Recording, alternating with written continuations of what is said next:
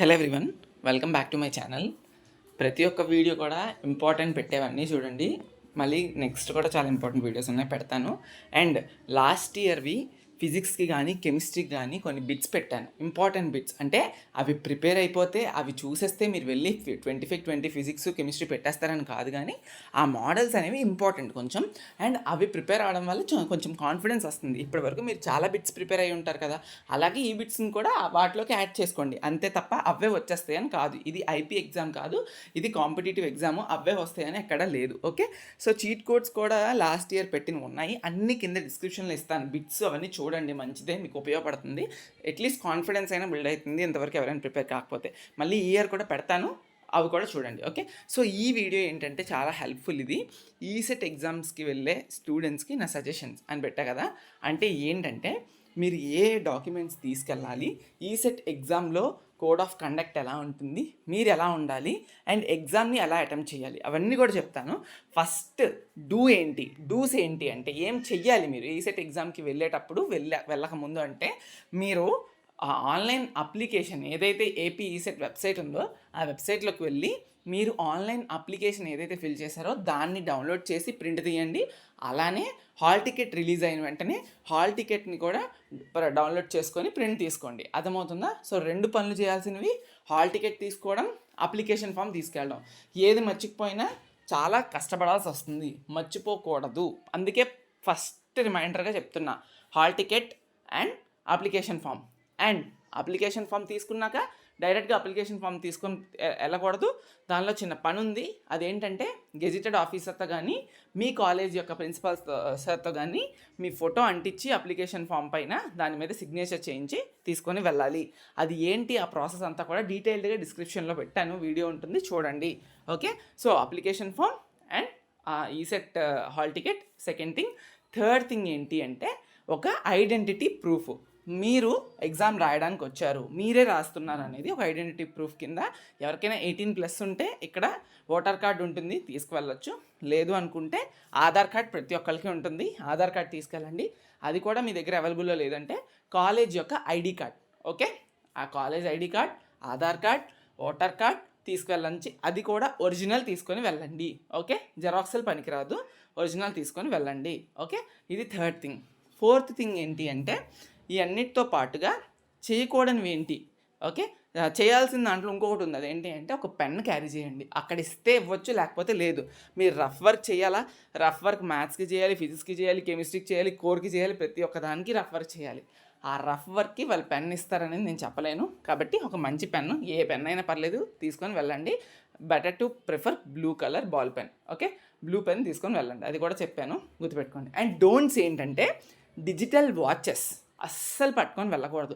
ఒకవేళ తీసుకెళ్తే అక్కడ లాగేసుకుంటారు, అనవసరం. మళ్ళీ అది ఎక్కడ ఉంటుందో ఏంటో అనేది ఒక టెన్షన్ మీకు. మళ్ళీ కాస్ట్లీ వాచెస్ పెట్టుకొని వెళ్తే తీసుకెళ్ళొద్దు అసలు. నెక్స్ట్ ఏంటి అంటే అనలాగ్ వాచెస్ ప్రిఫరబుల్లీ పెట్టొచ్చు, no worries at all. Analogue watches పట్టుకెళ్ళండి. ఓకే, కావాలనుకుంటే టైం చూసుకోవడానికి. ఈవెన్ టైం కూడా రన్ అవుతూ ఉంటుంది. మీకు సిస్టమ్ ఏదైతే మీకు అలాట్ చేస్తారో ఆ సిస్టమ్ పైన స్టార్టింగ్ ఫ్రమ్ 179 మినిట్స్ 179 మినిట్స్ అనుకుంటా అలా స్టార్ట్ అవుతుంది. సో 179 మినిట్స్ 59 సెకండ్స్ అలా దగ్గర నుంచి స్టార్ట్ అయ్యి 0 వరకు పడిపోతుంది. అంటే టోటల్ 180 మినిట్స్ కదా. సో అలా 180 మినిట్స్ నుంచి స్టార్ట్ అయ్యి 0కి వచ్చేస్తుంది. మీరు ఈజీగా అర్థమైపోతుంది, మీరు చూసుకోవచ్చు. 2 స్లాట్స్ ఉన్నాయి కదా.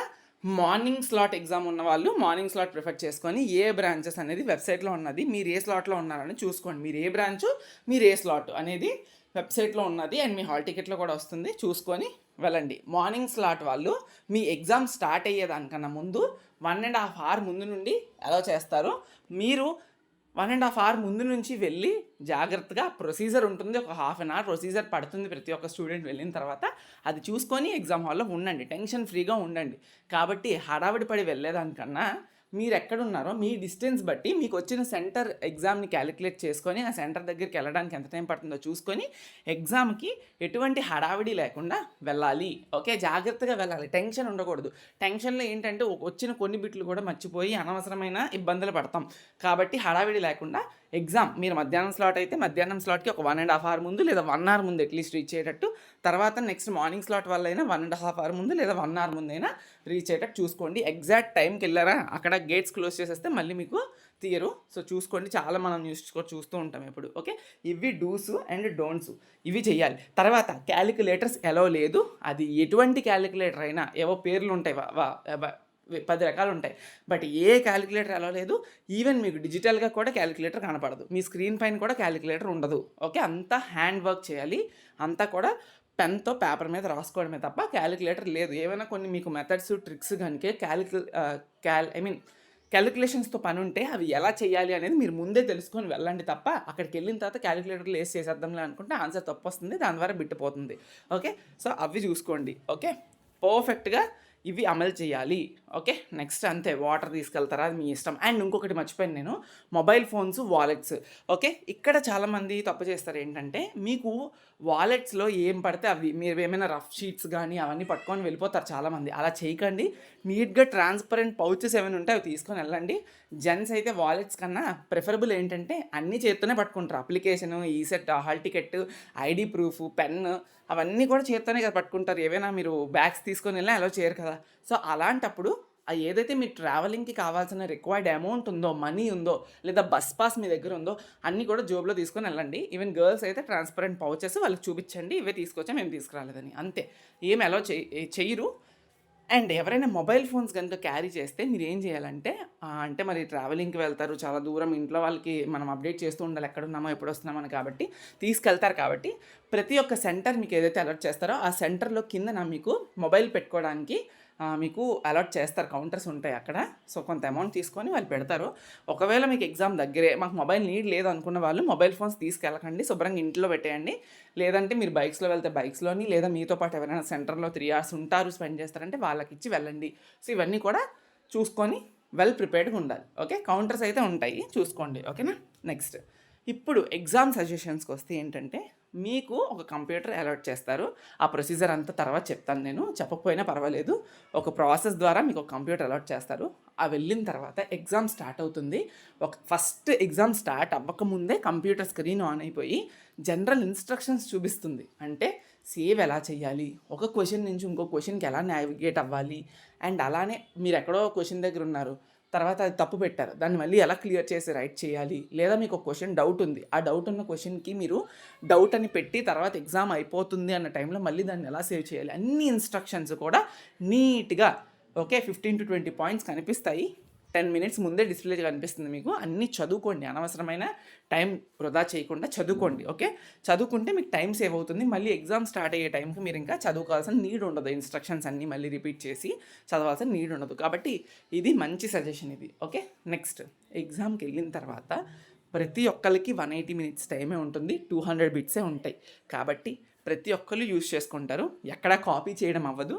సీసీటీవీ సర్వేలెన్స్లోని ఎన్నో మంది ఇన్వెజిలేటర్స్ మధ్యన మీకు ఎగ్జామ్ జరుగుతుంది. కాపీ అనే పదానికి అసలు ఛాన్సే లేదు, ఎవరు కూడా భ్రమపడకండి, మళ్ళీ చెప్తున్నాను. కాబట్టి నీట్గా ఎగ్జామ్ రాయండి, మీకు వచ్చింది రాయండి, బిట్స్ పెట్టండి. ఓకే, వర్కౌట్ చేయండి, ఎలిమినేషన్ మెథడ్లో వెళ్ళండి. ప్రతి ఒక్క బిట్కి 4 ఆప్షన్లు ఉంటాయి. 4 ఆప్షన్లో ఏవో ఒక 2 కరెక్ట్ కాదని మీకు ముందే తెలిసిపోతాయి. ఆ ఎలిమినేషన్ మెథడ్లోకి వెళ్ళి అట్లీస్ట్ ఆ 2 బిట్స్లో కన్ఫ్యూజన్ ఉంటే అట్లీస్ట్ 1 అయినా మీరు క్లిక్ చేయాలి, కాబట్టి ఆ 1 పెట్టుకుంటారు. ఇంకొకటి ఏంటి అంటే, నెక్స్ట్ ఏం చేస్తారంటే, ఫస్ట్ టైం మేనేజ్మెంట్ చూసుకోవాలి ఎగ్జామ్లో. ఓకే, ఫస్ట్ మీకు ఏది వచ్చో అది రాయాలి, ఏ బిట్స్ వచ్చో అవి రాయాలి. ఏ సబ్జెక్ట్ అని నేను చెప్పట్లేదు, మ్యాథ్స్, ఫిజిక్స్, కెమిస్ట్రీ ఏదని నేను చెప్పట్లేదు. ప్రతి ఒక్క బిట్ నుండి ఏ బిట్కైనా వెళ్ళిపోవచ్చు. మీరు ఫస్ట్ బిట్ నుండి 180 బిట్కి కూడా వెళ్ళొచ్చు, అక్కడ ఆప్షన్స్ కనిపిస్తాయి, బిట్స్ కనిపిస్తాయి, ఎక్కడికైనా వెళ్ళొచ్చు. బట్ ఇంకొకటి ఏంటంటే, ఏదైనా ఒక బిట్ బాగా డౌట్, కానీ నాకు ఇది వచ్చు కానీ బాగా డౌట్ ఉంది, చిన్న కన్ఫ్యూజన్ ఉంది, అలాంటప్పుడు మీరు ఏం చేయాలంటే ఆన్సర్ చేయక్కర్లేదు, జస్ట్ మార్క్ ఫర్ రివ్యూ అని చెప్పి ఉంటుంది. అది క్లిక్ చేయగానే ఆప్షన్ అనేది ఒక పర్టికులర్ కలర్లోకి మారిపోతుంది. సో దట్ మీరు అన్ని క్వశ్చన్స్ అటెంప్ట్ చేసి మీకు టైం ఉన్నప్పుడు వచ్చి మళ్ళీ ఆ మార్క్ ఫర్ రివ్యూ చేసిన ఆన్సర్ అనేది మీకు డౌట్ ఉందని మీకు అర్థమవుతుంది. సో అప్పుడు దానికి వచ్చి ఆన్సర్ చేసి సేవ్ అండ్ నెక్స్ట్ చేయాలి. సేవ్ అండ్ నెక్స్ట్ చేయకపోతే ఆన్సర్ కౌంట్ కాదు మార్క్ ఫర్ రివ్యూ చేశాక. సో సేవ్ అండ్ నెక్స్ట్ చెయ్యండి. ఓకే, డౌట్ ఉన్న ఆన్సర్స్కి మార్క్ ఫర్ రివ్యూ పెట్టుకోండి, బట్ అది సేవ్ అండ్ నెక్స్ట్ చెయ్యాలి. ప్రతి క్వశ్చన్కి సేవ్ చేయాలి, అప్పుడే సేవ్ అవుతుంది. లేదా రెడ్ కలర్లో ఉంటుంది, గ్రీన్ కలర్లోకి వస్తేనే అది సేవ్ అయినట్టు, రెడ్ కలర్లో ఉంటే అది సేవ్ అవ్వలేనట్టు. ఓకే, చూసుకోండి ఇవన్నీ ఇన్స్ట్రక్షన్స్ని. ఓకే, ఎగ్జామ్లో టెన్షన్ పడొద్దు, క్లియర్ మైండ్ సెట్తో వెళ్ళండి. ఓకే, మీరు క్లియర్గా రాస్తేనే మార్క్స్ వస్తాయి. ఇక్కడ ఏమి మీరు 200కి 200 వచ్చేయాలని ఎవరు రాయరు ఈ సెట్ ఎగ్జామ్ని. ఓకే, మంచి మార్క్స్ మంచి ర్యాంక్ వస్తే చాలానే రాస్తారు. కాబట్టి ఆ కాన్ఫిడెన్స్తో వెళ్ళండి తప్ప అమ్మో ఎంతో వచ్చేస్తాయి ఎంతో రావు ఏమో అని భయంతో వెళ్ళొద్దు. ఓకే, ఎంత వచ్చినా కూడా మనం పెట్టే ఎఫర్ట్స్ మీద అది డిపెండ్ అయి ఉంటుంది, not anyone. Okay, me exam వేరే వాళ్ళ మీద ఎఫర్ట్స్ మీద కానీ వేరే వాళ్ళ మీద కానీ డిపెండ్ అయి ఉండదు. కాబట్టి వాళ్ళ కోసం ఆలోచించడం మానేసి మీరు మీ సొంత ఎఫర్ట్స్ ఇచ్చి ఎగ్జామ్ రాయండి. అందరికీ all the very best. Thank you so much. ఈ సజెషన్స్ అండ్ ఇన్స్ట్రక్షన్స్ అన్నీ కూడా ఫాలో అవ్వండి. ఏమైనా డౌట్ ఉంటే కమెంట్ సెక్షన్లో అడగండి, మేము రిప్లై చేస్తాను. Okay, thank you so much.